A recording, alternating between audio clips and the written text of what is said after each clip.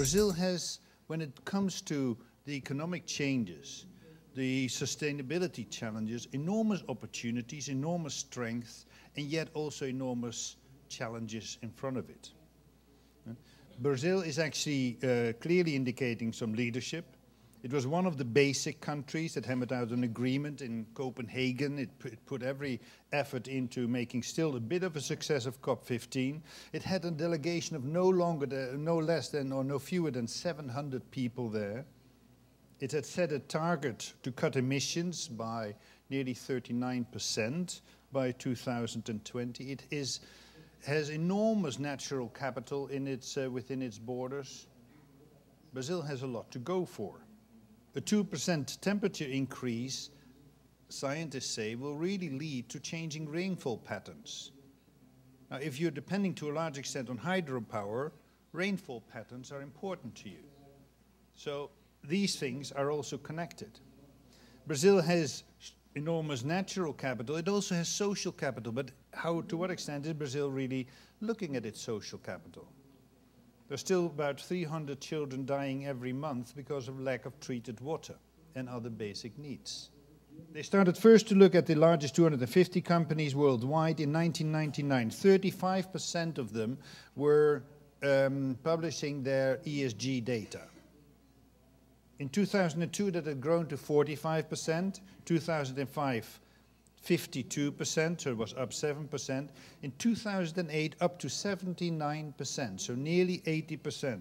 That's a growth of 27% over those 3 years, the steepest growth. This was the most recent, so we're looking forward to the next data that should come out in 2011. If you look at these 22 countries, the largest 100 companies there, in 2002, 23% on average. 2005, 33%. In 2008, it had gone up to 45%, with some highs and some lows. Average in the Czech Republic, 10%. The average in Japan, 88% of the largest 100 companies in Japan do disclose now their data. So the trend is to more companies actually engaging in this and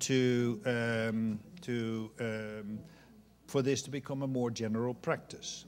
What the GRI is trying to do is to help to create, establish, and also evolve a common language for reporting. If you want, we offer the vocabulary, we offer the grammar for a report so that it is understood worldwide. But the stories that are told in that language need to be appropriate both for the domestic context as well as the international context. Bloomberg, that represents thousands of terminals on desks of people who are not ESG or sustainability specialists, but who are now offering information to analysts who are saying, this could well be material and important for you. And all of that is now also based on GRI metrics. SAP, the provider of management tools for some of the largest companies, they are now also offering tools to manage the ESG performance of companies. And again, they are integrating the GRI metrics in their tool. They're also launching their own report, and it will be happening in a week. And I would just say, and this is not company advertising, have a look at it. It's very interesting to see how SAP does this themselves. And of course, they're demonstrating the tool at the same time which they put on the market. But it has all the hallmarks of a very, I would say, good, interesting, innovative sustainability report, completely integrated into how to do business in the modern world. Trends, it's becoming mainstream. ESG is getting out of the realm of being for specialists, that it's no longer just a niche event. This is becoming mainstream market, a mainstream market interest. And in this growth, there is also increasing collaboration between the normative frameworks and the reporting side. And particularly with the Global Compact, with whom we have been collaborating already for a while, we are now moving forward to make that collaboration closer. In the next iteration of the GRI guidelines, we will be introducing more guidance on the use of normative frameworks, and particularly the most widely used one, the Global Compact Principles and the OECD guidelines. But we'll also give further guidance on how the GRI as a common language can help the adopters of these frameworks and thereby grow the pool of reports that are coming out with the comparable language. Growth is also an issue of this pool for governments. Governments until recently sat on the sidelines, and whenever you saw anything to do with sustainability reporting or ESG reporting, you would almost invariably find the word voluntary with it. It seemed to be a kind of an article of faith that if you did ESG or sustainability something, it had to be voluntary. Well, that is changing a bit. Governments are seeing more of a role than for themselves, because on the experience of the financial crisis it became clear that the market isn't perfect after all, that the market does require some guidance to protect our collective interests. Governments also can increasingly ask themselves the question, well, if there is such a growth in practice in sustainability reporting, and if we are facing a potential or far more challenges in terms of sustainability threats to investor value, to the practice of companies, or to turn it positively, if we really should give more incentives or protect more those companies that are generating solutions or developing solutions to our sustainability challenges, then we should recognize this too.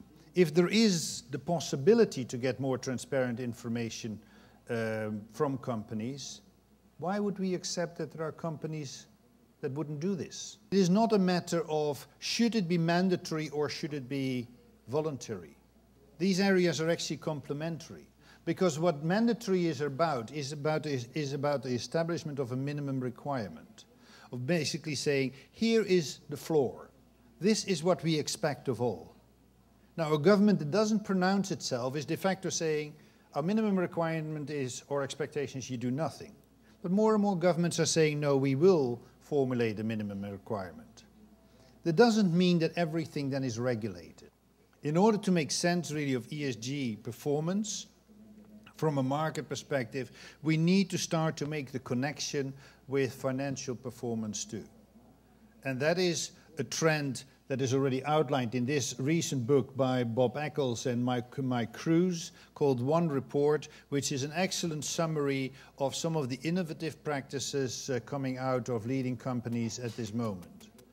The GRI is also working with now all kind of other actors to see how we can coordinate this trend and drive this trend further.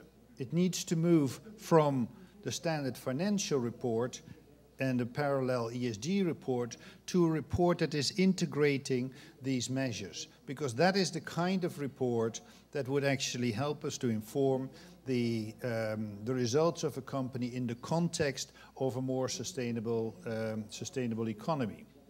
So that trend we will certainly, as the GRI, also seek to advance, help to communicate back guidance on what is best practice in this area, and that there will be, you can anticipate that there will be a lot of development in that over the coming year, but with a view too that within not too long we will start to work together with the standard setters of financial reporting on a standard for integrated reporting.